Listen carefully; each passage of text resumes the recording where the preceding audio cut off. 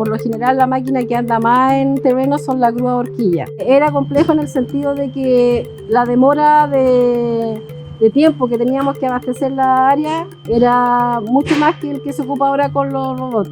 Era complejo en el sentido de tiempo, era complejo en el sentido de orden, también dificultaba mucho lo que era llevar un palé o una tarea de buena calidad a las demás áreas.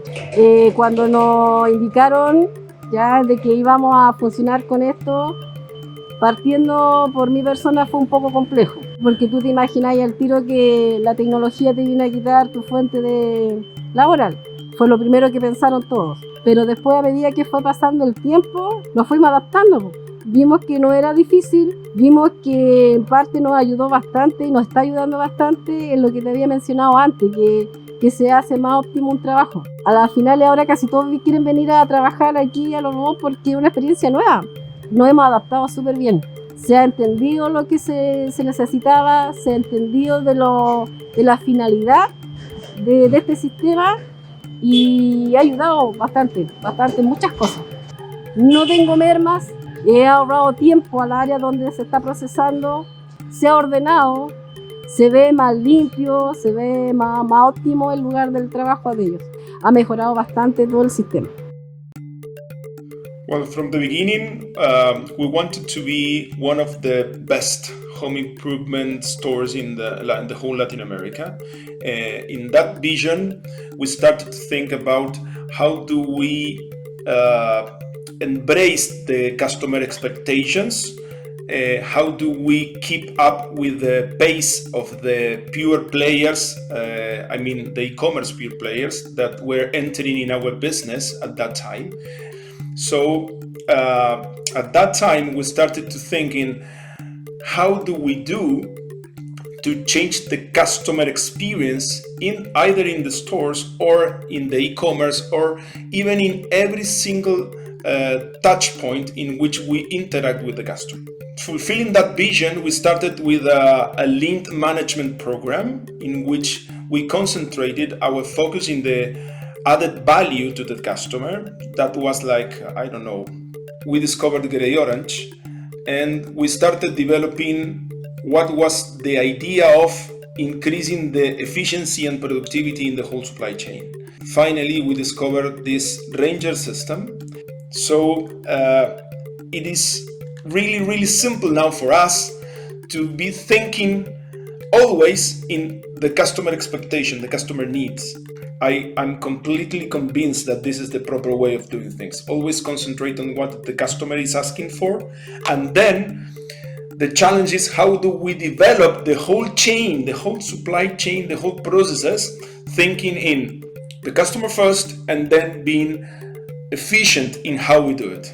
The question is, do we want those people lifting boxes all of the time and using the muscles, or do we want them using their brains, in which we can really challenge them in how do we do it better for the customer?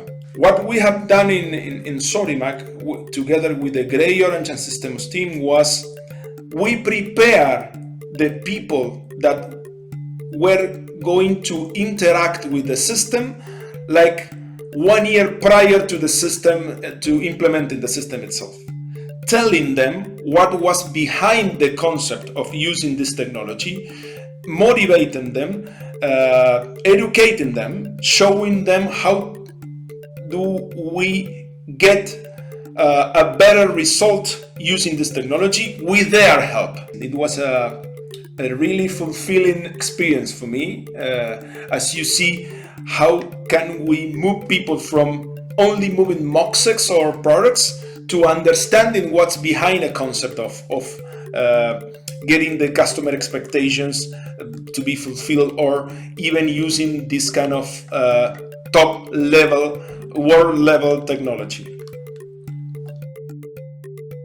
Our forklift based operation had many complexities. And mainly first is to have consistency, to have a constant throughput.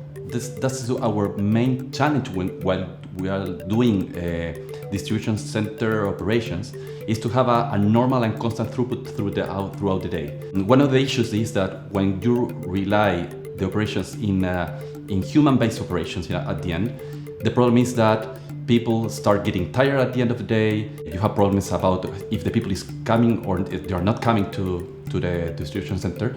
So to try to reach a normal operation and a consistent production during the days is start getting difficult. And that consistency is one of the main complexities I think that we have with this kind of operations. I think it's not difficult to find forklift operators. It's quite easy.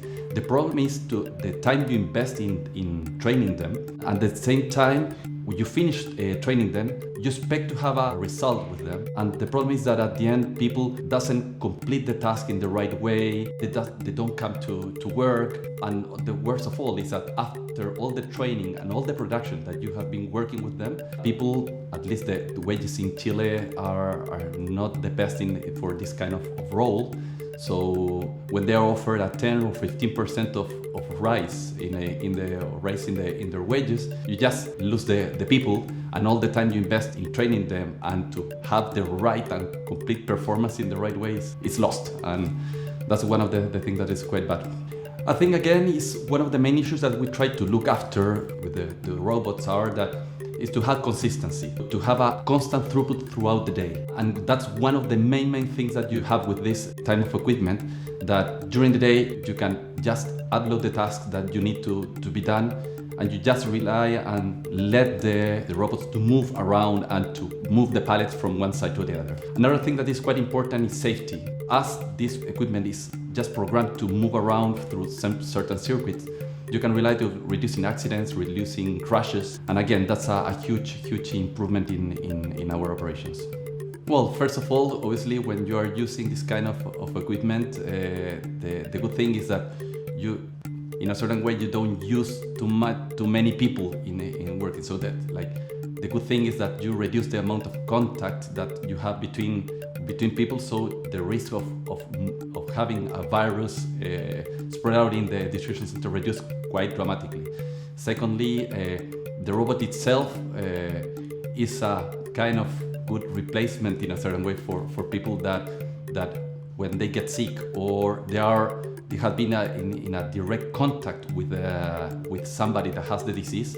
The good thing that these robots helps quite a lot in keeping the operation going on, and that's one of the main things that has helped quite a lot to us to perform, to continue operating, and has made the whole difference in the middle of this crisis.